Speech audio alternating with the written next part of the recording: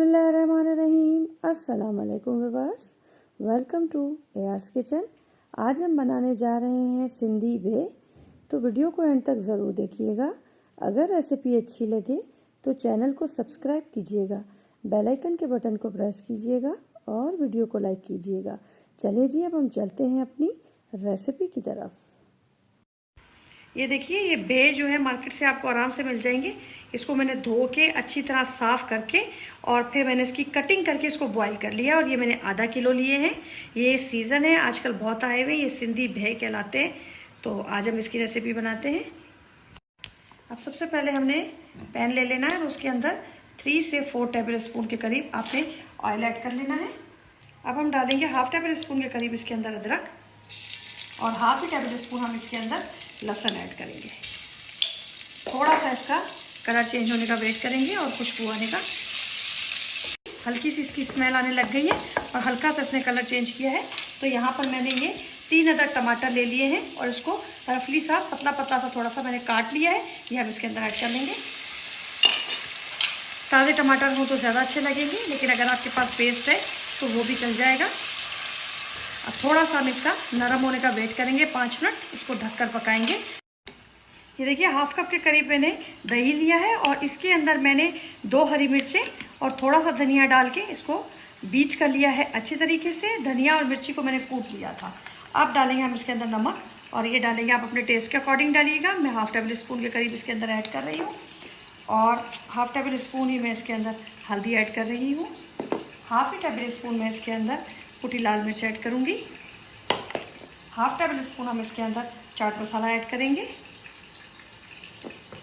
1 table spoon भरकर हम इसके अंदर चिकन पाउडर ऐड करेंगे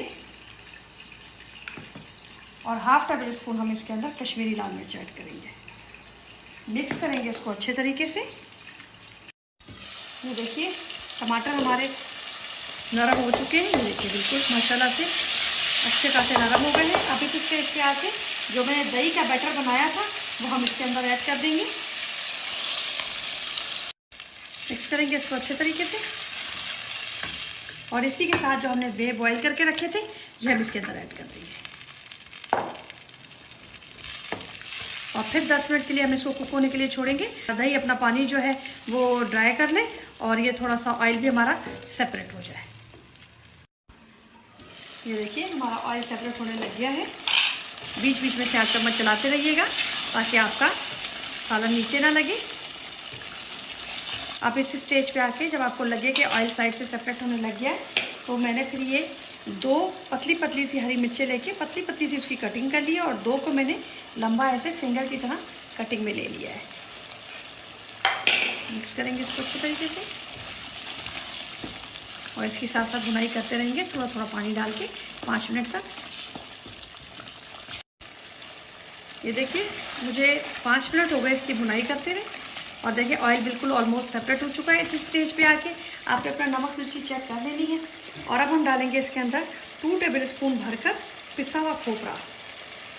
इसका फ्लेवर इसके अंदर बहुत अच्छा लगता है, तो आप ऐड ज़रूर कीजिएगा। मिक्स करेंगे इसको भी थोड़ा अच्छे तरीके से और इसी के साथ मैंने 2 टेबल स्पून सूखा धनिया और 1 टेबल स्पून सफ़ेद ज़ीरा दोनों को भून के और फिर मैंने इसको कूट लिया है। ये हम इसके अंदर ऐड कर देंगे। इस भुने हुए सूखे धनिए की खुशबू इसमें बहुत अच्छी लगती है। तो अगर आपको रेसिपी अच्छी लगती है तो कमेंट किया करें, लाइक किया करें और चैनल को सब्सक्राइब किया करें। बहुत अच्छा लगता है जब आप लोगों के कमेंट्स आते हैं। मैं सबके कमेंट्स रीड करती हूँ और ये भी बताया करें किन किन मुल्कों से और किन किन शहरों से आप ये रेसिपी देख रहे हैं। ये देखिए, ये अच्छे तरीके से मिक्स हो गया। अब हमने, आपके पास अगर असली घी है तो वो, नहीं तो फिर आप इसके अंदर घी भी यूज़ कर सकते हैं।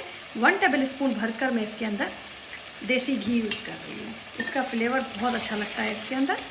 ये देखिए, माशाल्लाह से घी डालने के बाद इसके अंदर चमक कैसी आ गई है। और ये आप चाहें तो इसको ग्रेवी भी कर सकते हैं पानी डाल के, और अगर नहीं तो इसको ड्राई रख के आप वैसे भी एज अ स्टार्टर के तौर पे भी खा सकते हैं।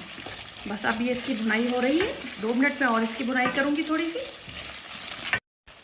तकरीबन टोटल इसमें 5 से 7 मिनट की भुनाई होती है, क्योंकि ये गले हुए होते हैं। बस हमने थोड़ी सी इसकी भुनाई करनी होती है और ऑयल को सेपरेट करना होता है।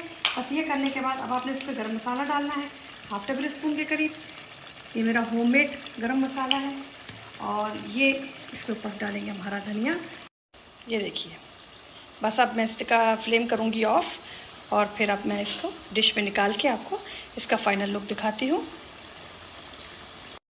ये देखिए माशाल्लाह से हमारी रेसिपी बिल्कुल रेडी हो गई है।